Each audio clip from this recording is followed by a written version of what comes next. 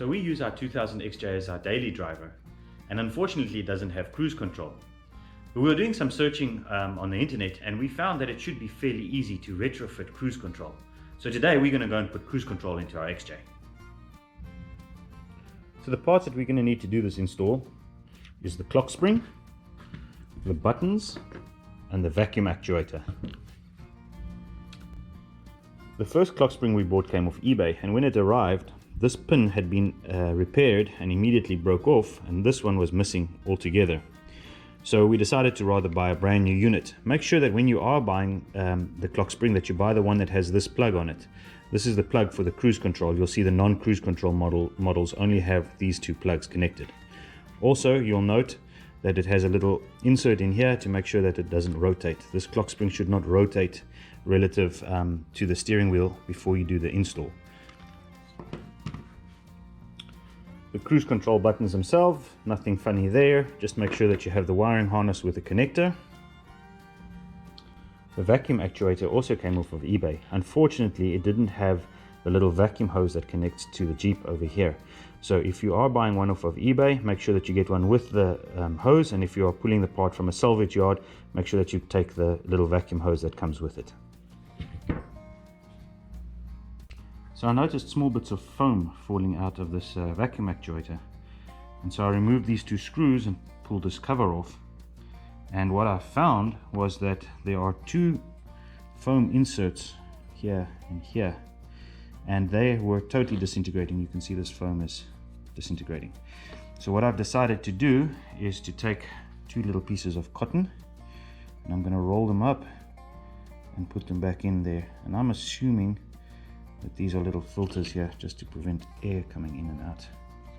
So I'd rather replace them than just leave it open. Put those in there and do the same on the other side.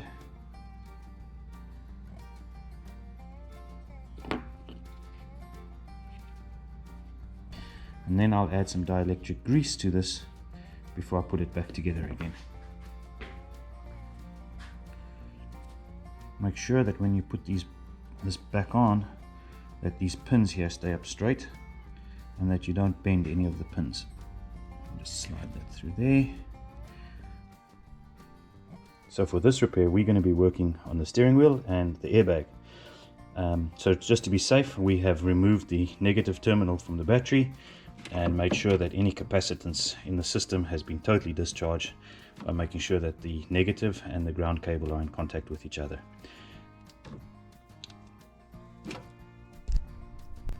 Two things to check before we start installing cruise control. You need to check that you have this T-piece over here where we'll pull vacuum from, and then down here you should have a connector. This is the connector that we're going to connect to the cruise control actuator. Before we remove the clock spring, we need to make sure that the front wheels are pointed straight ahead. That way the clock spring is not wound up when we finish the job. So to remove the airbag, we need to get to that bolt behind the steering wheel.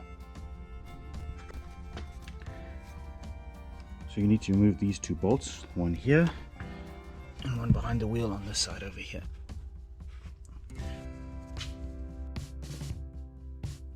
Alright, with the bolts loose, we now need to take out the airbag. So you'll see behind the airbag is the airbag connector and the horn connector. I'm going to do the airbag connector first because I'm most scared of it. You need to just pry it out. There's little clips on the inside. The airbag is out. Alright, with the airbag connector out, we can now undo the horn connector. There we go. And there we are. The airbag's out. Alright, for my personal sanity, I'm just going to make a mark as to exactly where it lines up so that I know once it's removed I can put it back exactly the same. So I have the center to the top aligned. Next thing I'm going to do is just a little bit like that. Now we're going to pop this bolt off. Came off very easily.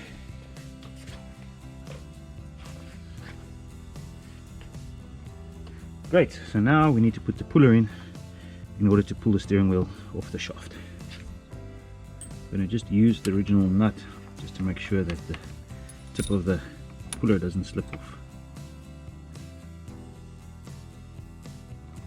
And this is where it all went wrong. I didn't thread the bolts all the way down or tighten them, and so as I pulled, it stripped the left hand side thread in the steering wheel.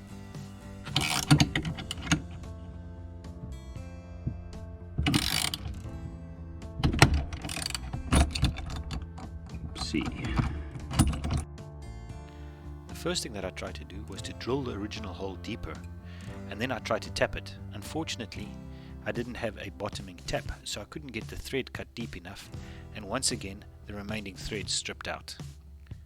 I gave up the idea of using the original hole and drilled a through hole right next to it. I then tapped that new hole. Alright, so I've installed the puller, and now we'll try and pull the steering wheel.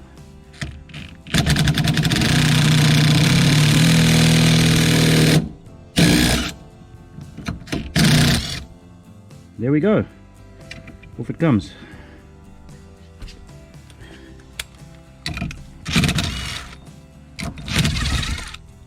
So just a hint or a tip, if you're using a steering puller, you might note that there are two holes over there. I didn't screw the bolt all the way in when I pulled it the first time, and I actually stripped it out. And so I tried drilling it again, but I couldn't. So I drilled a second hole on this side and I used that one to pull it. But this time around, it did come off.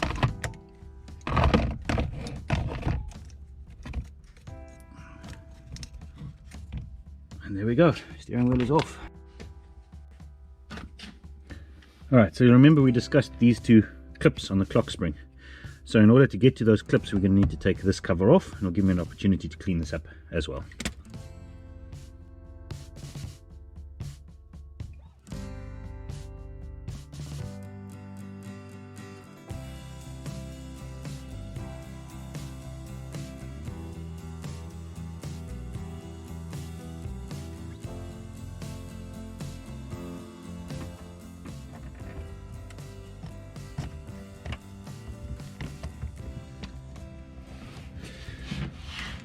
Right, with the clock spring loose, I'm going to remove the connectors at the base.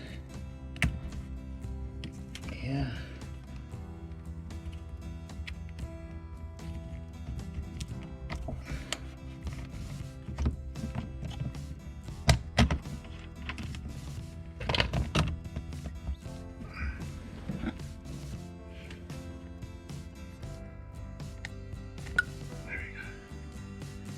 There's the old clock spring out. See, there's where we hit it with the drill. So we'll clean this up now quickly, and then it's time to put the new clock spring in. Alright, so now we're going to reinstall the new clock spring. Just remember, we've got this pin that's keeping it from rotating. If you don't have this pin, I suggest you stick a zip tie around there. And as normal, I'd like to stick a little bit of dielectric grease onto the contactors, and just make sure that there's no corrosion on any of the connectors.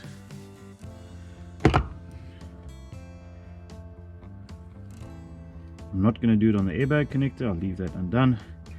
As for the other one, we'll just keep a little bit of dielectric in there. Alright, so put the connectors on.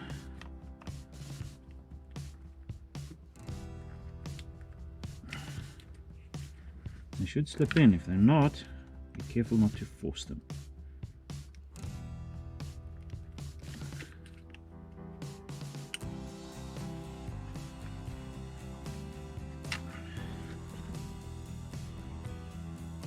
So this connector didn't want to connect up. And what I can see here is this one pin is slightly bent. So I'm just going to make sure that it is straight.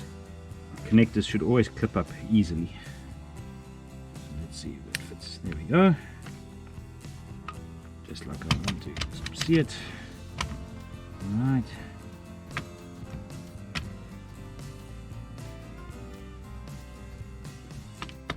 And there we go. Don't know if you heard it clipped, but the two clips are now clipped.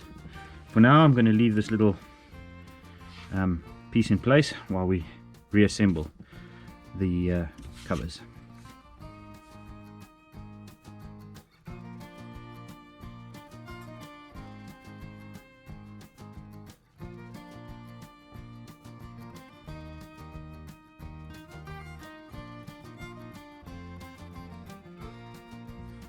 Alright, so now we need to install the new buttons onto the steering wheel. So we're going to slide them in underneath there, and there,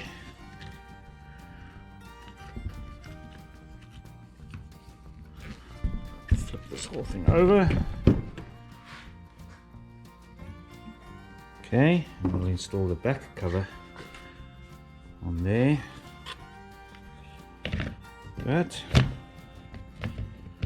and then using those screws,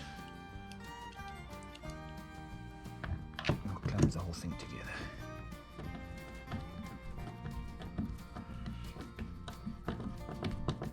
Alright, let's get the other side in.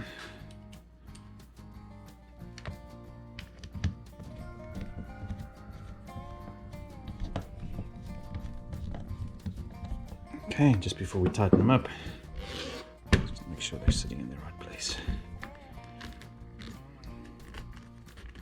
Okay,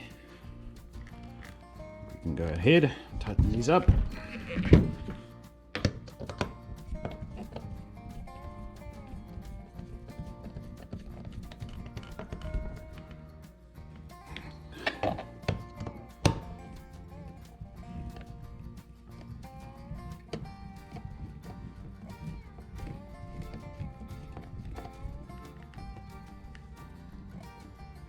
All right, there we go. Steering wheel is ready to go and install with the cruise control buttons. Right, so what we need to do now is to reinstall the steering wheel. Make sure that you've got this back cover on and that you slide the wires through the opening at the bottom. Also make sure that you align the clock spring with the back of the steering wheel so that it can slip over the shaft. And I'll use those marks I made earlier to make sure we're aligned.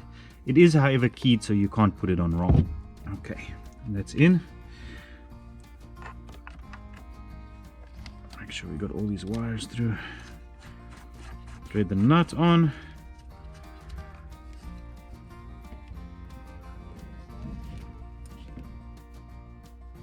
Alright, so I had a look and the torque is specified between 30 and 40 foot-pounds. So I've set my torque range to 35 foot-pounds and we're going to torque it up to 35 foot-pounds.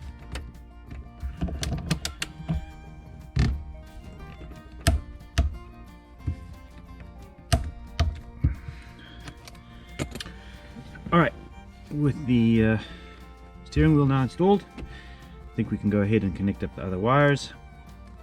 First the cruise control. And we'll bring the airbag back. Okay, so let's connect this one first, just for the horn.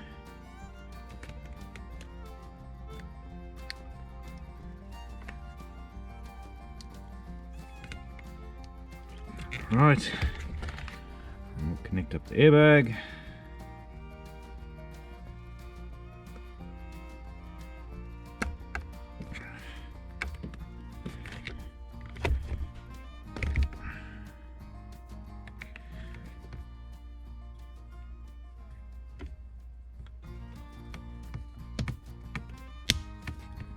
Right, with the airbag connected up, we'll go ahead and reinstall the airbag, and then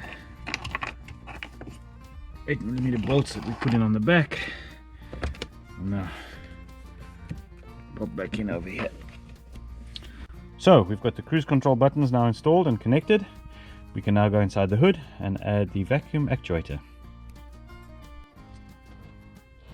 So if you can get the stock vacuum hose, it'll be far better than trying to use another piece. If you see this sharp bend that the hose is making over here, it's liable to pinch and actually not allow air to move through there. So if you can get the stock vacuum tube, that would be far better than doing what I've done over here. Alright, so what I found is these holes here, here and here match perfectly to the bracket for the actuator. So the intent is that we put drill screws through there, and I'm going to find screws that fit and then we will attach the actuator into its position.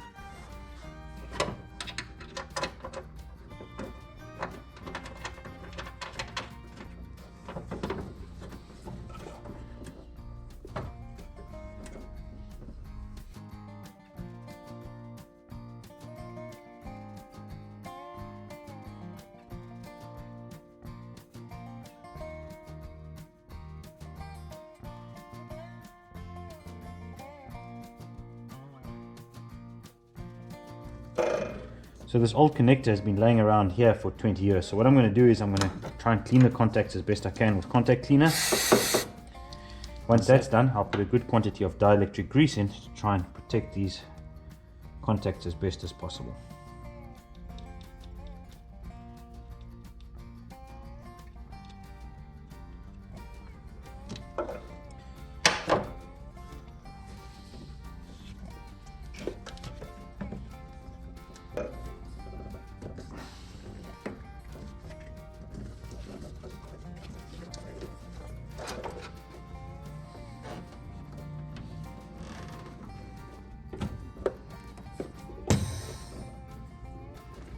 In order to connect up the vacuum hose, I'm making an adapter to change the size that I need, and then we'll tie it in.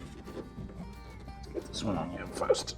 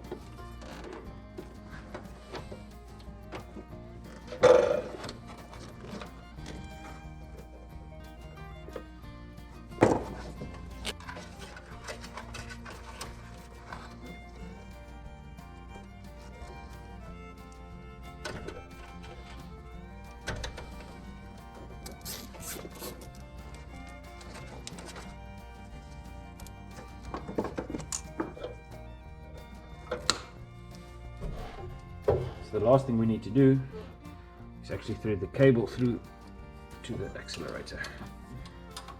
The best routing I can find is through here. I'll probably tie it off with a zip tie.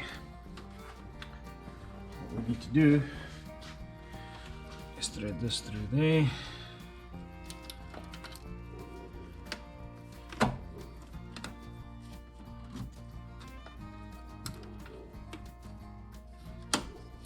Go.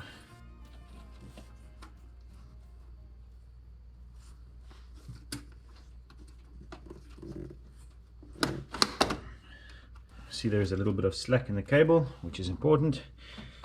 Clip it into the guide that's already there, and then we'll just see how we can tie this off over here. There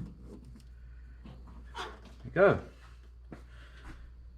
So cable is installed, the vacuum actuator, we have our vacuum hose, connector is on. Now we're going to reinstall the battery and see if we can get this running. First thing we're going to check, does the cruise control actually come on? There you can see we have cruise. So if we hit resume over here, control will take over. Decel. Cancel. You can see the rev counter has dropped. If we hit resume, it'll accelerate us out again. All of that with no feet on the pedal. So, successfully installed cruise control.